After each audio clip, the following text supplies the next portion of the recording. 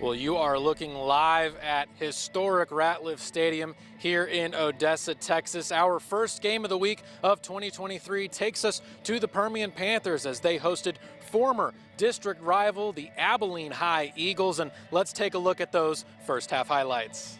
The Panthers and the Eagles both looking to kick their seasons off with a win and get off to a hot start to 2023. And it was a healthy crowd for the home team here tonight in support. Abilene High would strike first with this unbelievable catch by wide receiver Rylan Bradford. He only needs one hand to snag this one, break away, and put Abilene up 7-0. The Eagles not done scoring through the air as Jackson Howell goes down low to get this one at the goal line, and just like that, Permian trailed 14-0 as the first quarter came to a close. Jacob Garcia gets the start tonight at quarterback for Mojo, but he is picked off here as the Panthers were finally putting a drive together, and that would lead to a short touchdown run for Bam Rashaw, called a score as he breaks the plane before the ball comes out, and the Panthers found themselves in a 21-0 hole early in this one. Well, it didn't get much better for Permian in the second half. Your final tonight, Permian falls 49-14 at the hands of the Abilene Eagles. Certainly not the way that you wanted to start the 2023 season if you are Mojo. So it's back to the drawing board with still a long season ahead for them to get rolling and get right before the district portion of their schedule. They turned the lights out on me a little bit here at Ratliff, and that's what the Eagles offense was tonight. So Permian goes back to the drawing board. They start 0-1. They will head to Central Texas next week to take on Waco Midway. That's going to do it for me here from our game of the week at Ratliff Stadium. Let's take it back to the studio. All right, well, thanks, Aaron. Rough start for Permian, but over in Midland, the Bulldogs are also looking for guys to step up in key positions, namely at the quarterback position. Tyler Dupnick is live at Astound Broadband Stadium for the first glimpse at Coach Borchen's squad. Tyler? Yeah, Jenny, you could certainly feel the energy tonight at Astound Broadband Stadium as the season began for the Midland High Bulldogs, and a lot of fresh faces on the field. Tristan Love in for Stroman Bridges at quarterback, some new running backs in the backfield as well. We knew there was the strength for Midland High, but they had a little bit of everything in the first half. The OYB chants were out in full force at Astound Broadband Stadium as the Montwood Rams from El Paso came to town to take on the Midland High Bulldogs in the opening game of the season. And as the smoke cleared, the fireworks began. Elijah McCoy takes the opening kickoff right up the gut, slips away from one tackle, breaks another one, and breaks free. McCoy down the sideline, and they won't catch him. A house call for Elijah McCoy, and what a way to start the season for the Bulldogs. Now later in their first quarter, they go right back to McCoy, who leaps for the end zone, but they mark him short. He thought he was in, but no problem, as on the very next play, they'll give it right back to McCoy. Number 5 in purple trots in untouched for the score. Now after lulling the Rams to sleep with the running game, MHS is going to throw it. Tristan Love going deep for Anthony Kolb, and he's got it for the 33-yard touchdown. And with 7 seconds left in the half, the Bulldogs weren't finished. Tristan Love once again, this time to Alex Gonzalez for the score, and a raucous crowd has a 29-0 lead at the break. Now the final score tonight, Midland High 39, Montwood 14. Great win tonight for Midland High as they got off to a 1-0 start as they had hoped. I asked Elijah McCoy afterwards about that. Obviously it's a good thing for them. He also spoke about how strong the running game is and how Tim Bombino, his running back mate, who also scored a touchdown tonight, motivates him to be even better. That was obviously the strength of their running game. I also had a chance to catch up with head coach Thad Fortune, who talked about how they wanted to be better at throwing the football this season. As you saw those highlights, 2 passing touchdowns. They know they can run the football. Everyone else knows that as well. They want to be better in the play action game and getting that passing game set up. If you want to catch both those interviews, we'll have them on our Game Time tab on newswest9.com later this evening, so you can check out those 2 full interviews. Jenna, Coach Fortune told me that they were hoping just to put a smile on Midlanders' faces tonight, and Bulldogs fans, I think they did that. Well, it sounds like they did. Tyler, over for Odessa High. They made the trip to Lubbock for the opener against Monterey. And this team, the Monterey team, has not won in almost 2 years. The Broncos trailing early, but it came down to this big throw and catch from Ivan Carrion. He connects with Mikey Coda with that Perfect place pass right there. 7-6 home team. Still the Plainsmen quickly extend the 1-point advantage on this one. OHS would also try the ground game, but Coda would later be swallowed up. But no worries, because this one is all tied up 41-41. We'll keep you updated on that one. All right, well, we have this game between Midland Legacy and Amarillo. This one's on the road, so we don't have highlights here for you, but Legacy gets things done with the 35-7 win. And coming up next, Jason Freund's going to join us for more from opening week and Basin battles out in McCamey. Get excited.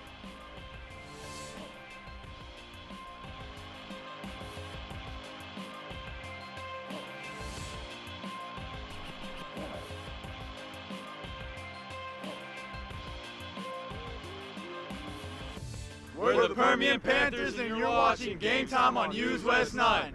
Go Mojo! Yeah! Good first block. Great. Whoa, sorry. No interview for Marcos yet, so I'm going to kill it.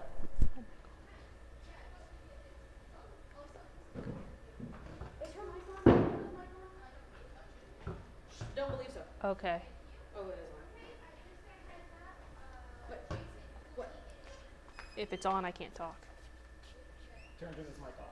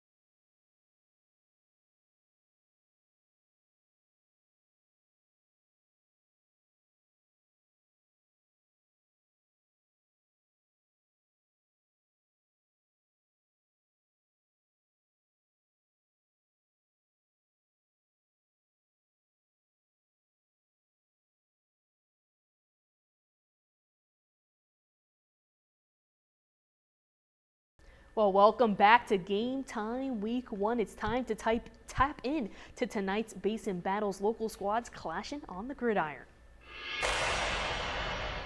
All right, six-man football featured a handful of contests staying here in Midland. Trinity and Holy Cross dueled over at Ratliff South. If you know six-man ball, you know that they got off to a hot start. Trinity ball in the second quarter, and it was a foot race. Jude Varner skirts around the corner down the sideline for the score, but Trinity would be down 36-30. The Crusaders would fasten their grip on the lead with this play. Offense maneuvering through the defense for the 42-30 lead, and this one did have a lot going on with a lot of drama too. It's still 66-61 in the fourth quarter. We're going to talk to head coach from Trinity later tonight. You're going to want to stay tuned on our digital platform, News West 9, and then go to the Game Time tab and you'll see that interview. All right, headed down south to McCamey, a rematch from a year ago. Crane. You'll remember that the Golden Cranes and the Badgers had a close finish in 2022. Jason Freund is live with the latest from McCamey. Let's find out if this game lived up to last year's hype. All right, well, Jenna, this matchup between the McCamey Badgers and the Crane Golden Cranes is still going on as we speak right now. Now, starting off in the first quarter, this was a bit of a close-knit game as both teams were kind of grappling for position, trying to see which team would make the first mistake first, trying to feel each other out. But when the scoring got going, well, it really got going. The first quarter, not so much. It was a little slow in the first quarter. However, the scoring really started to come fast and furious in that second quarter. Let's take a look at some of those first half highlights right now. High school football is back, and today is a rematch of last year's opener, McCamey Badgers versus Crane Golden Cranes. McCamey's going to strike first. Quarterback Grant Glidewell dials his own number, leaps into the end zone for a 3-yard touchdown on the sneak to give the Badgers a 7-0 lead. McCamey back on the attack after a fumble recovery. Glidewell is going to air it out to Edgar Quinones, who jukes a man out and is dragged down after a 33-yard gain. That sets up yet another QB sneak as Glidewell throws a shoulder, punches it into the end zone, 14-0 Badgers, but Crane is not out of it yet. Quarterback Tyson Brents takes the snap, tosses it up for Lucas Bernard, who comes up with the jump ball but is slow to get up. That made the score 14-6. Crane would come back to make it 24-20 in their favor at halftime. Now, as for the second half, we had a rush of offensive scoring and touchdowns. It would seem like as soon as McCamey would score a touchdown, then Crane would respond with their own touchdown. Now, both of these teams were kind of fighting for the lead. It seemed like Crane would take a close win on this one. However, as we are approaching the 2-minute to 2:30 mark, right now, Crane is currently leading over McCamey 50-32. Now, we will have an interview with the winning team, so stick with us on Gametime right now, and make sure to stick with us for afterwards on digital to catch that interview with the winning team right now, and we will get you that final score as soon as it happens. Jenna, back to you. Wow, Jason, that one seemed like it's going to go down to the wire. You heard all of those fans screaming. Exciting. That's exactly what we want to see here on Week 1. We're going to continue with more Week 1 rivalry matchups. The Howard County Bowl features Coahoma and Force in for a shiny trophy. As any good rivalry game goes, this one was a back-and-forth contest with moderate scoring going into the halftime break. It was an offensive and defensive power struggle. Forsan's Marcus Holloway keeps this one for himself, takes it all the way inside the 5, but the Coahoma defense would keep the team out of the end zone on this drive. Then the Bulldogs would burst through. First, it's going to be Jaden Vineyard. He's going to find a hole and scramble his way and find pay dirt for the score. Great offensive line play there. Soon after, the Buffaloes find an answer through the air. Hayden Bolin on the receiving end trots for 6 with the grab. And right now in the fourth quarter, Coahoma leads 43-34. All right, coming up next, we have more highlights from across the basin, and we'll check in last year's Last Man Standing.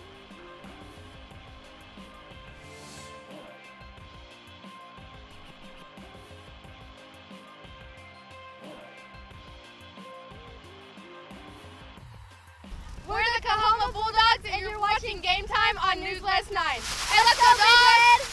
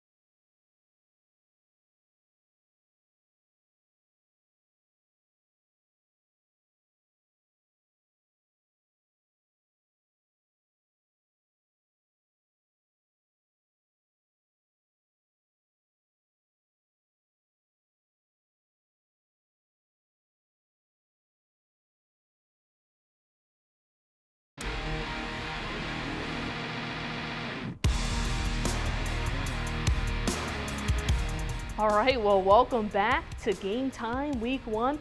We're winding down our first night of Friday football action, but we still have some of that action to get to. All right, we're going to start over in Monahans. It feels like a big year for the Lobos. This team showed some flashes in Game 1. The offense started off without a hitch. Senior quarterback Chino Navarrete launches a complete dart to Nathan Wessels, who goes up and grabs it for the massive gain. You know you'll be seeing that later. Running back Cole Pittman would finish this drive off for the 6-0 lead. The defense would hold on for the home team, meaning Navarrete can air it out again to Wessels for a TD this time to extend the lead. The Lobos win this one 48-7. All right, guys, we're going to recap what we did yesterday in terms of Greenwood, heading over to Lubbock to kick off the 2023 regular season.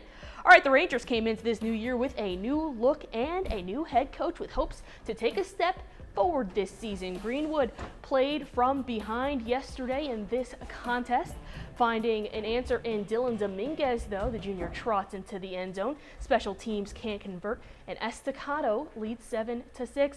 The defense would pick up some of that slack, though. Nathaniel Romero flies in for the INT and slides down. This would be the fourth quarter score, but we know that Greenwood put up a few more points. It would be a 65-51 final, because Estacado would be trotting this one all the way home for the win.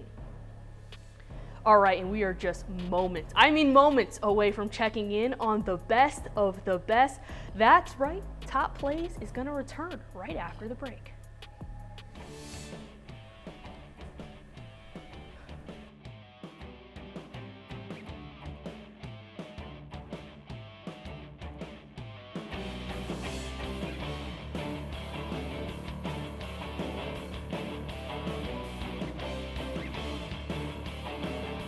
We are the Force-Talking Panthers, and you're watching Game Time on News West 9. Go Panthers!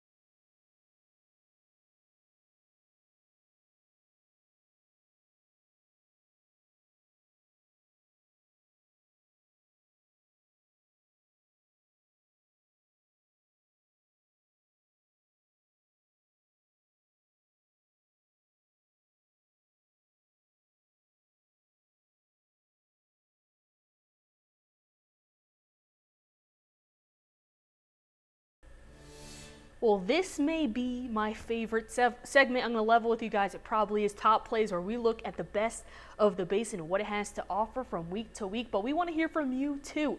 Voting opens tomorrow morning at 8:30 a.m. on Twitter or X, whatever you'd like to call it. Let's hop in.